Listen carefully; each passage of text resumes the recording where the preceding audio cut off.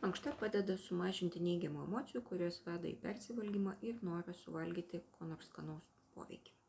Taip sako šio tyrimo išvada. Šiame tyrime dalyvės su viršsvoriu atliko nuo vidutinio iki aukšto intensyvumo mankštą ir įrašė tyrėjų struktūruotą dienoraštį. Jame be kitų dalykų registravo ir savo norą valgyti. Nors prieš programos pabaigą dalyvės jautė didesnį nerimą ir stresą, tai būtų galima aiškinti suvokiamo kontrolės sumažėjimu ar praradimu, bet norą persivalgyti ar tiesiog valgyti joms skanų maistą sėkmingai slopino mankšta. Aš matyt siūlyčiau atlikti savarankišką eksperimentą ir patikrinti, ar mankšta jums daro tokį poveikį. Fiziologinių priežasčių tokiam efektui tikrai yra. Aktyvi simpatinė būsena mankštos metu yra priešinga valgymui reikalingai parasimpatiniai būsenai.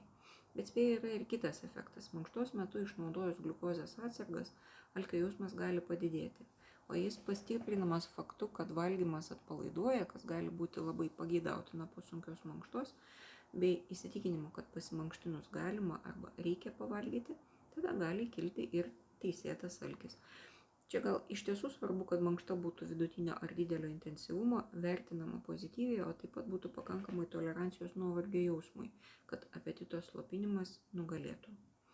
Bet gal jūs turit savos patirties, jeigu turit, pasidalinkit, bus labai įdomu ir visiems naudinga.